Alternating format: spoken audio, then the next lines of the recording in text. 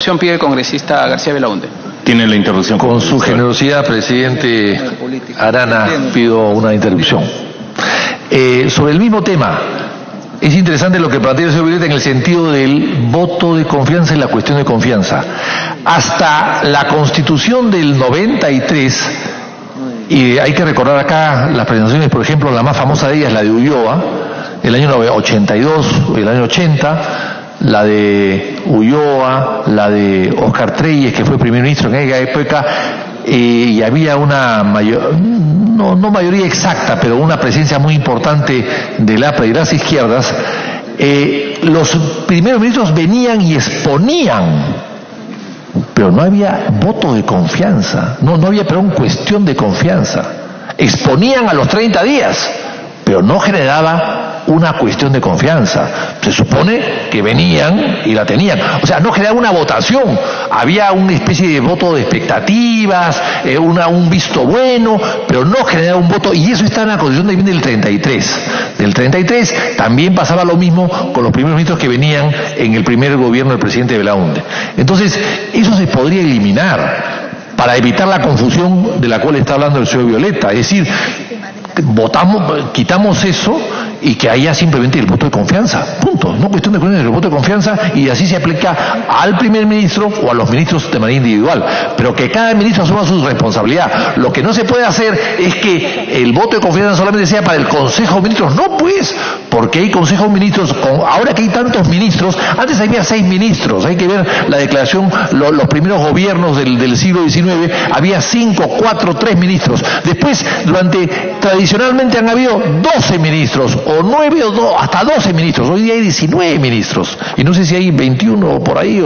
Ya perdí la cuenta, presidente. Hay 19 ministros. Entonces, ¿por qué el sector A, B o C del gobierno va a tener que jalar la confianza a todo el gabinete? No me parece justo tampoco, ni es conveniente, presidente. Perdón, cuestión de orden, si me permite la cuestión de orden. Yo sugeriría planteando una cuestión de orden, presidente. De acuerdo, entonces en orden, el congresista Mulder ha pedido cuestión de orden y luego usted, congresista Aramayo. Cuestiones de orden, sí. Es que el orden del debate está bastante confuso, puesto que aquí se nos ha traído el proyecto 4185 del Poder Ejecutivo con un texto y que ha sufrido modificaciones. Pero el que se ha presentado por la Comisión de Alto Nivel y alcanzada también por el Poder Ejecutivo es distinto a este. Aquí hay modificación de 54 artículos de la Constitución. ¿Por qué? Porque se está estableciendo la creación del Senado y de la Cámara de Diputados. Entonces, ¿qué hacemos discutiendo? Si no hemos todavía zanjado ese tema, ¿qué hacemos discutiendo el artículo 100 que habla de la acusación, por ejemplo, cuando la propuesta que viene del Poder Ejecutivo y que también estuvo debatida en su momento, establece que la acusación constitucional se aprueba primero en la Cámara de Diputados y después en el Senado, para garantizar seguramente la doble instancia, eliminando el tema de la presencia de la Comisión Permanente. Y sin embargo, en el proyecto ya se habla solamente del Congreso, de la Comisión Permanente. Entonces, ¿ya se descartó el tema de la bicameralidad? ¿Ya lo hemos descartado? Yo no recuerdo en un momento en que hayamos derogado ese tema. Entonces, ¿qué hacemos discutiendo este texto si no está compatibilizado con el tema de fondo en el que se establece la propuesta de la propia Comisión de Alto Nivel de crear la Cámara de Senadores? Entonces me parece que estamos discutiendo en balde, presidente. Bueno, las cuestiones de orden podía resolverlas antes el congresista Gilbert porque está planteando cómo continúa el debate. Congresista Aramayo tiene el uso de la palabra para cuestión de orden. Le agradezco mucho, presidente. Sí, tiene una lógica que haya una intervención con 2 interrupciones. Porque cuando hay una intervención de un colega y hay 7 interrupciones y se desnaturaliza, se hace un debate aparte. Ahora, lo que nos han pasado hoy es un dictamen que no contempla toda la propuesta del legislativo, como es el artículo 90. Y creo que valdría la pena priorizar y ordenar yo tenía varias aportes, ya no sé en qué momento hacerlo porque usted ha cedido más de 8 interrupciones y sugiero yo que haya una intervención, 2 interrupciones como corresponde, se siga un orden de prelación y que se ordene el debate.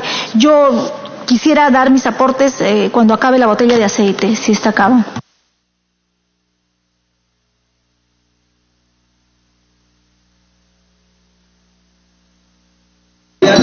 mi cuestión de orden es que el texto que estamos debatiendo ya es un texto preestablecido en el que ya se descartó el tema de la bicameralidad, puesto que si estamos discutiendo en el artículo 100, corresponde al Congreso de la República con la Comisión Permanente, y la propuesta original del Poder Ejecutivo, otra que es distinta a esta 4185, habla de la Cámara de Senadores y de Diputados justamente para los efectos de la acusación constitucional, ¿cuál de los dos debatimos?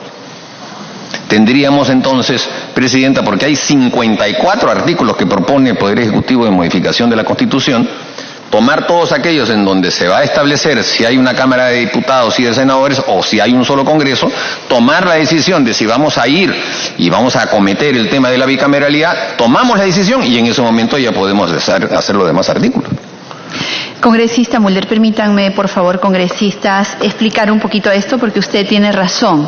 Definitivamente, lo primero que nosotros hemos debido ver, y eso es lo que hizo la Comisión de Alto Nivel para la Reforma Política, fue definir el modelo.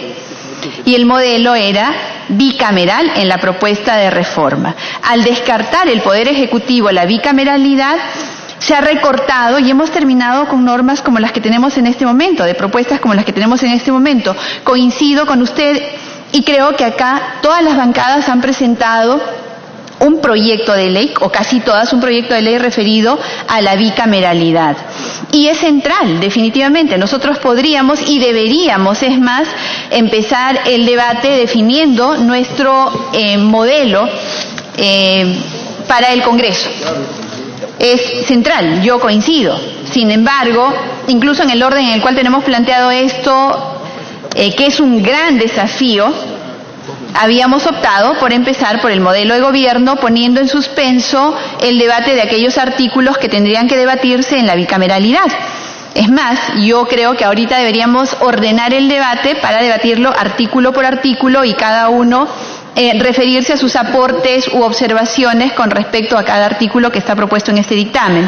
Sí, congresista, les voy a pedir a todos el máximo de entendimiento para poder avanzar en este debate. No todos están referidos a bicameralidad. Aquellos que están referidos a bicameralidad los podemos suspender en el debate hasta abordar bicameralidad. Y lo que sí podríamos hacer es, en el orden ponemos, como ya hemos propuesto y ya se ha aprobado este dictamen, luego el de inmunidad y a continuación tendríamos que abordar el debate de bicameralidad, de tal manera que se ordene alrededor de esto el debate de todas las demás reformas. ¿Podría plantear eso como cuestión de orden en este momento? Para que inmediatamente después de esos dos veamos bicameralidad y así podamos ordenar el debate alrededor de eso. A menos que haya alguna oposición, me gustaría ponerlo al voto.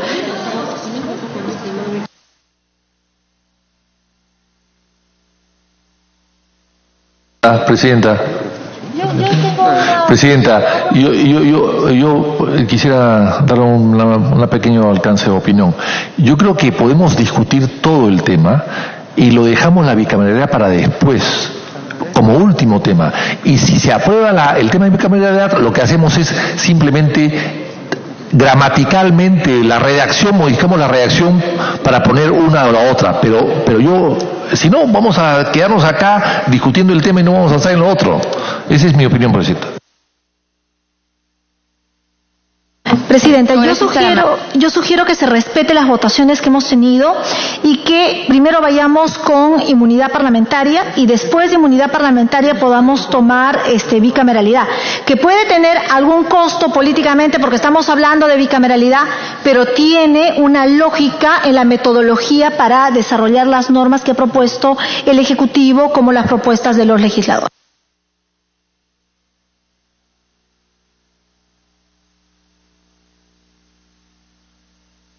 Congresistas, esta es precisamente la razón por la cual nosotros planteamos un esquema alrededor de un orden.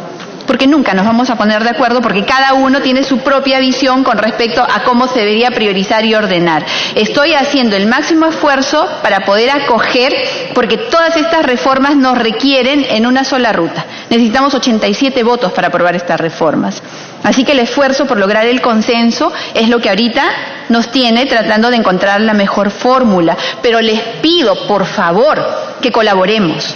porque nunca vamos a avanzar si seguimos en este proceso de avanzar para retroceder. Si es muy breve y si es para aportar sobre el punto, congresista Cos. Sí, Presidenta, sobre ese punto, yo sugeriría que veamos antes dos proyectos de reforma constitucional adicionales que son puntuales, que están referidos a impedimentos para postular y al mandato de gobernadores y alcaldes. Entonces, vemos los proyectos de reforma constitucional y después entramos al tema grande que es bicameralidad. Eso no nos va a tomar seguramente más de una o dos sesiones, esos dos temas adicionales más inmunidad, Presidenta.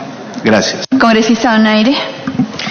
Presidenta, en realidad yo creo que acá hay una pregunta fundamental que nos tenemos que hacer, ¿no?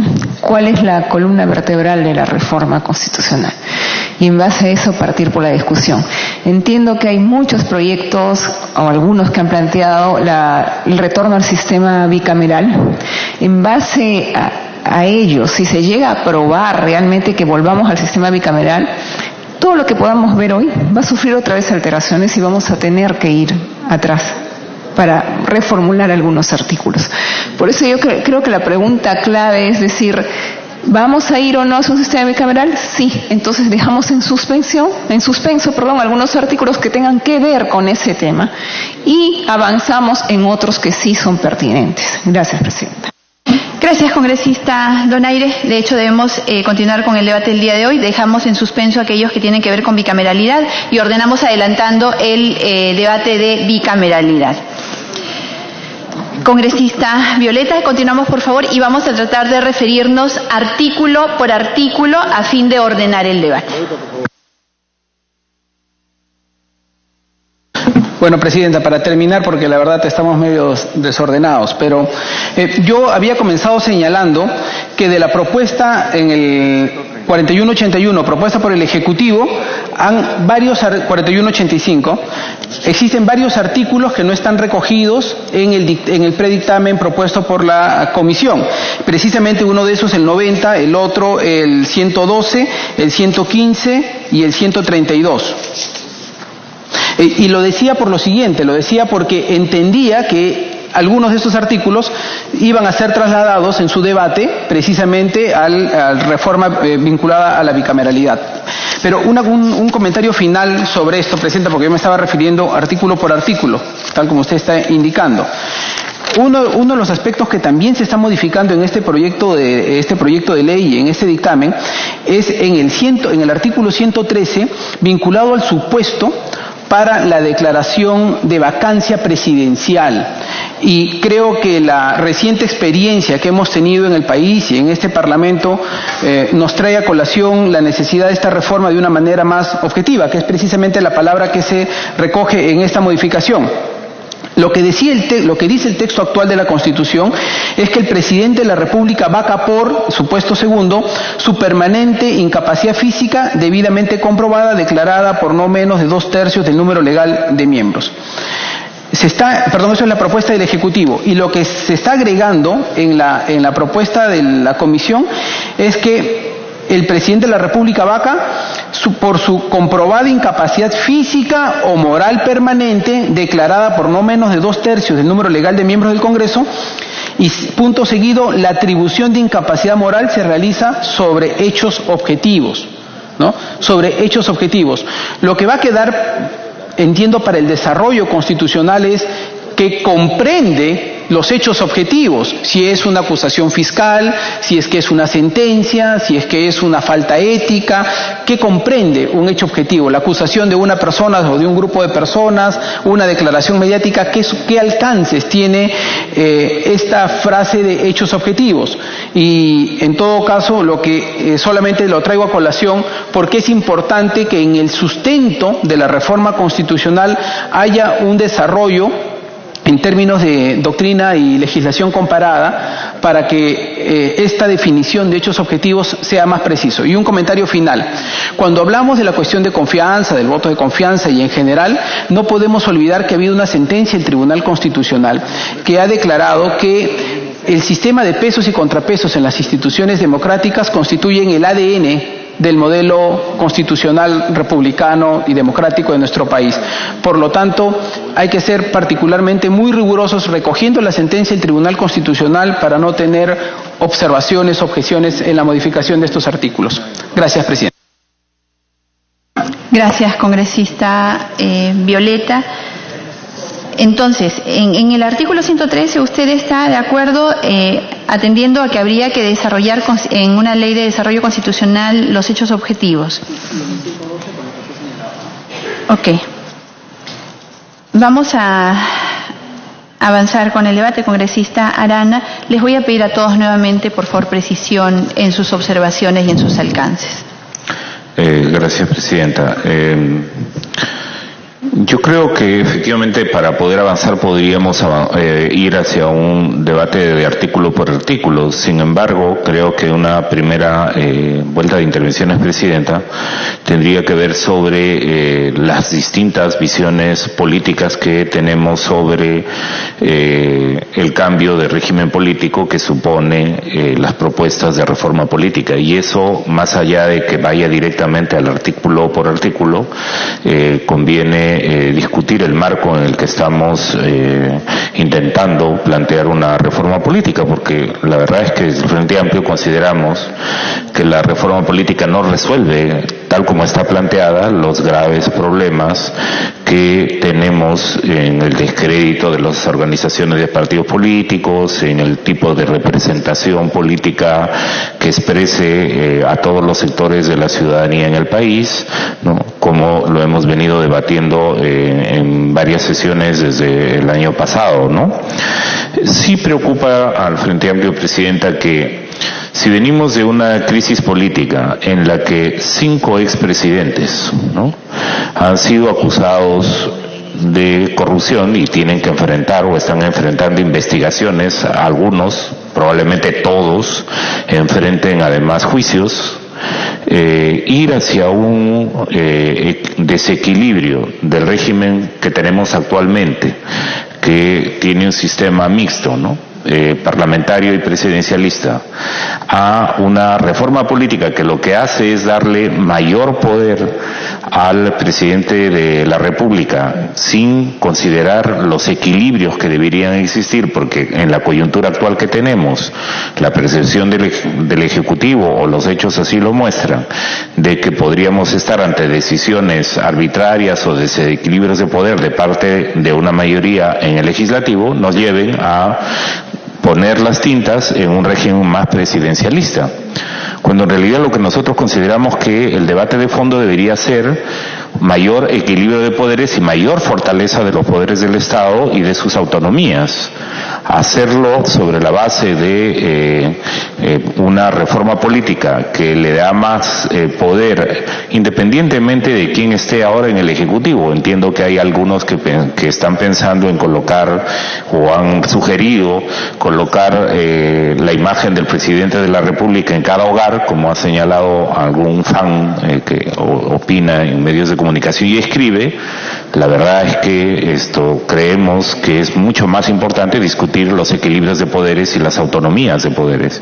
Y la propuesta tal como está planteando tiene ya desde el Ejecutivo el énfasis en fortalecer el sistema presidencialista. Y la verdad es que en la iniciativa que nos presenta la presidencia desde la Secretaría Técnica, por el contrario, aparecen más bien limitaciones a ese poder, al poder del presidente de la República, y es más, mantiene, a nuestro modo de ver, una innecesaria tensión entre el poder legislativo y el poder ejecutivo, cuando en realidad lo que deberíamos buscar es la autonomía, los pesos y contrapesos que son necesarios en una democracia. Y en ese sentido nosotros lo que creemos, Presidenta, es que efectivamente una tal reforma política debería haber sido acometida en el marco de una asamblea constituyente, porque por ejemplo, ¿no?, solo interesa si volvemos una reforma política más presidencialista, con acotaciones y limitaciones más al legislativo, o como nos propone la propuesta de dictamen, cargamos las tintas en el mayor peso que tiene el Congreso. Para el Frente Amplio no es el debate, Presidenta. Para nosotros el debate es cómo el equilibrio de poderes, los contrapesos y pesos, las autonomías, y lo que es más fundamental que está ausente de este debate, cómo una mayor participación de la ciudadanía en las decisiones democráticas del país se garantizan. Por ejemplo, para nosotros, Presidenta, un tema fundamental en esa perspectiva es el rol que le podríamos asignar a la participación ciudadana y al control ciudadano y la fiscalización de la ciudadanía organizada en algo que nos parece que para nosotros es todavía débil, que es el tema de la expresión de la opinión pública ciudadana en los referéndums. Es tan débil, Presidenta, que el referéndum acaba de decir no a la bicameralidad. Y aquí todavía está abierta la puerta a bueno, podemos sacarle la vuelta al referéndum, la gente ya dijo no, pero nosotros podríamos volverle a decir sí. Cuando para nosotros, junto con el tema del equilibrio de poderes y la autonomía de poderes, un tema fundamental es cómo la ciudadanía organizada tiene más mecanismos para participar democráticamente en el control del poder. Presidenta, me pide una interrupción la congresista Lourdes Alcorta, a través suyo. Gracias, presidente. En el país lo que hay es un equilibrio de poderes. Existe actualmente un equilibrio de poderes. Lo que pasa es que se quiere atropellar el equilibrio de poderes y estamos en una situación de una confrontación miserable porque estamos en una contienda entre peruanos. Pero además el régimen es presidencialista, también así que todos los proyectos del Ejecutivo tienen prioridad. Lo que no significa que todos los proyectos que vienen del Ejecutivo tenemos que darle atención a todo lo que viene y nosotros dejar hacer nuestras cosas. Vemos un enfrentamiento hoy entre la Fiscalía y el Poder Judicial ahorita. Ambos reclaman su autonomía, cada uno que opina una cosa es atacado por el otro. En el caso de la Fiscalía y el Poder Judicial, hay el equilibrio de poderes. Lo que no podemos es atropellarnos. Lo que tenemos que es saber respetar la situación. O sea, tocar esta situación de acá ahora va a ser pues llevar a una situación bien complicada porque estamos con unas tendencias que no son ni siquiera ideológicas, sino simplemente confrontaciones. Nada más. Gracias, presidente. Congresista Mantilla. Sí, gracias, Presidenta. Presidenta, solamente para cerrar este punto que escuché al inicio de esta sesión y en una anterior sesión también igual, de que nosotros no podemos modificar la Constitución en base a lo que ha sentenciado el Tribunal respecto a esta modificación que hubo del reglamento del Congreso. De acuerdo a la Constitución, artículo 201, dice bien claro: el Tribunal Constitucional es el órgano de control de la Constitución. Ellos no pueden a nosotros limitarnos a que pudiéramos hacer alguna reforma constitucional. Ahora, que de repente ellos puedan hacer un control de una norma constitucional de menor jerarquía sobre otra de mayor jerarquía, estamos de acuerdo. Pero de ahí a que ellos nos quieran controlar el modelo político o modelo de Estado que nosotros queremos aprobar o determinar, es otra cosa.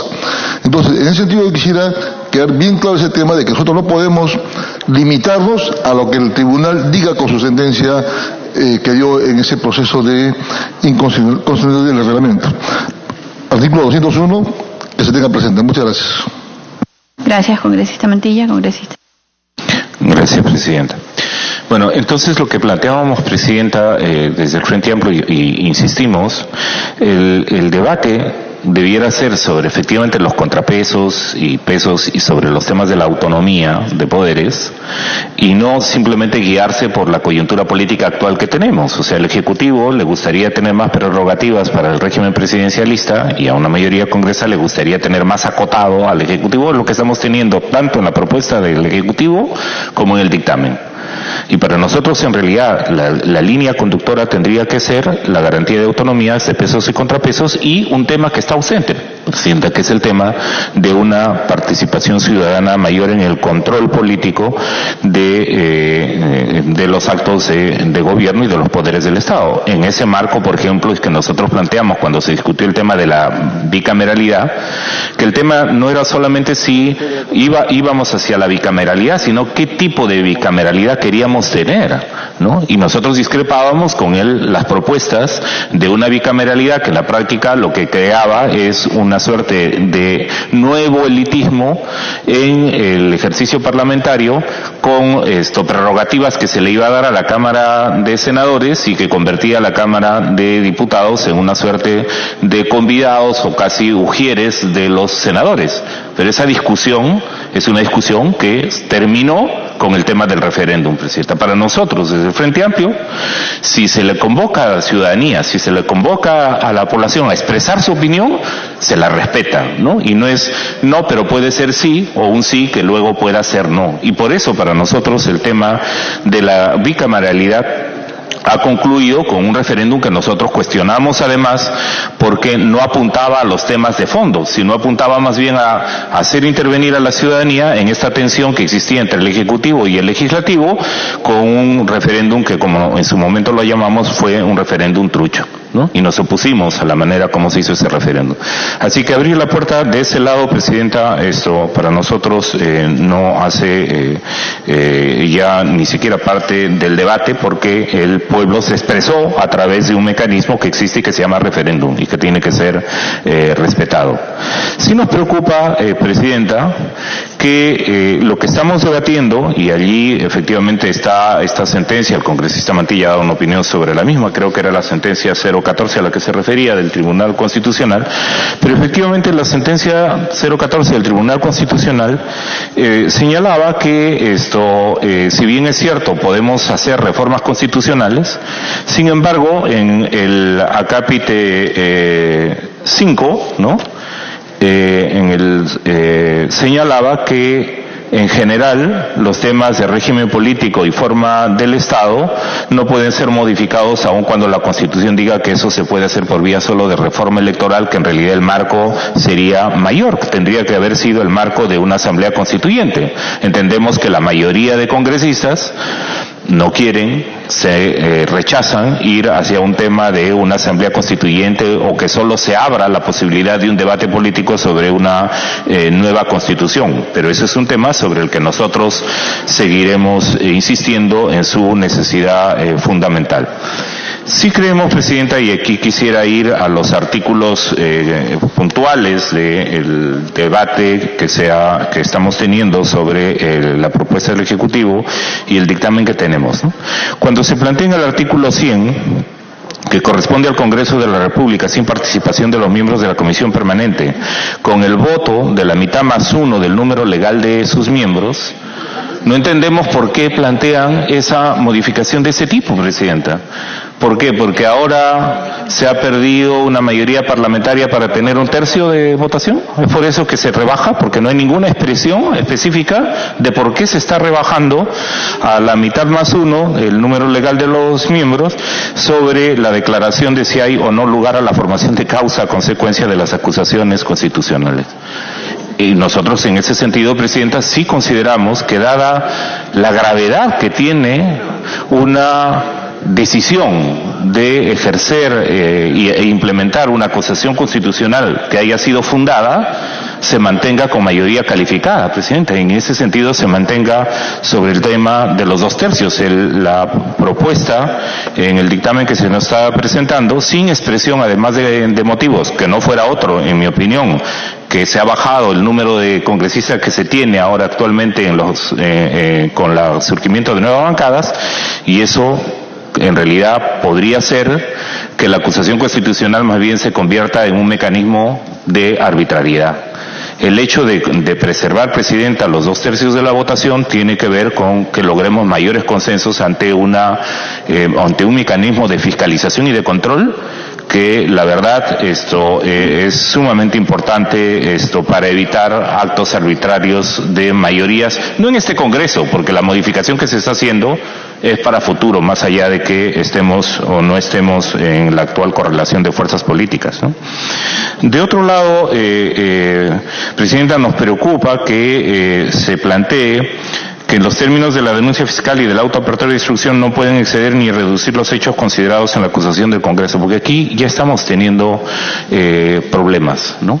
En principio, Presidenta, uno de los problemas que tenemos es que cómo podemos garantizar la autonomía, en este caso del Poder Judicial, el Ministerio Público es parte del Poder Judicial, el hecho de que una decisión a la que le estamos rebajando el número de votos necesario para que proceda una acusación constitucional, luego obliga a los fiscales solo a actuar en función de lo que se ha tipificado aquí. O sea, primero estamos bajando la exigencia de que haya un mayor consenso, un mayor acuerdo, que haya mayor exigencia de cómo se toma la decisión para aprobar una acusación constitucional, y luego decimos el Ministerio Público solo puede actuar en función de lo que hemos decidido aquí en el Congreso.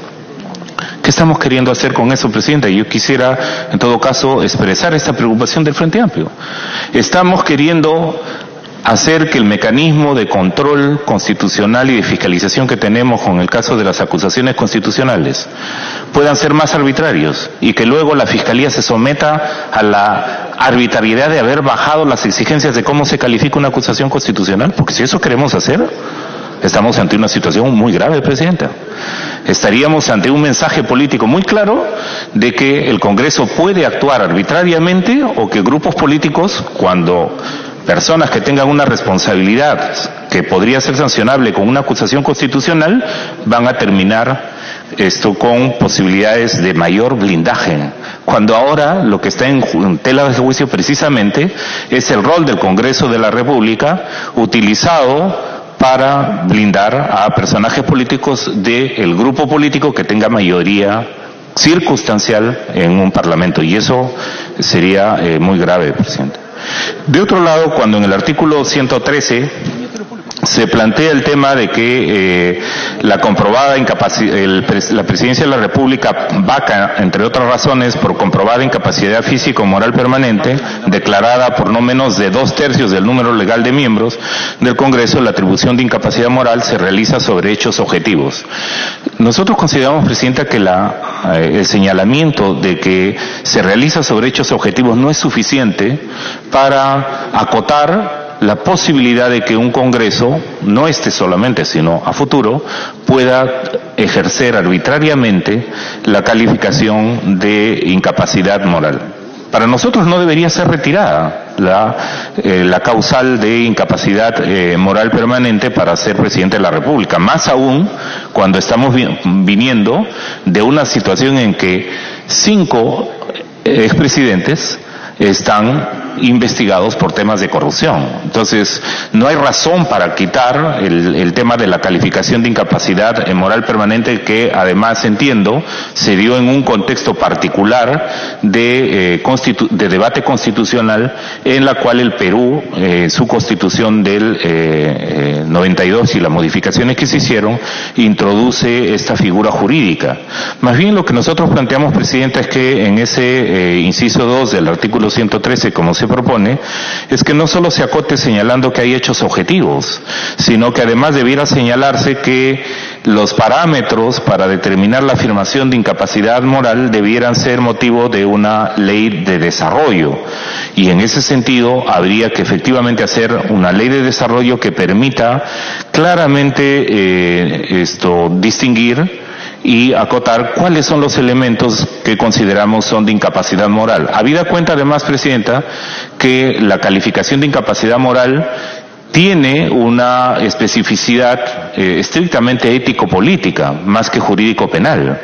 Y entonces, si no hay una tipificación claramente de carácter jurídico-penal y la calificación va a ser de carácter ético-política, para evitar la arbitrariedad tendría que haber una ley de desarrollo sobre qué elementos son considerados como incapacidad moral, y para eso lo que habría que acotar en este artículo es que efectivamente no solo se quede señalado que tiene que ver con el establecimiento de hechos objetivos, sino que tendría que ver con el desarrollo de una ley específica sobre el tema de incapacidad moral. Gracias, Presidenta. Gracias, congresista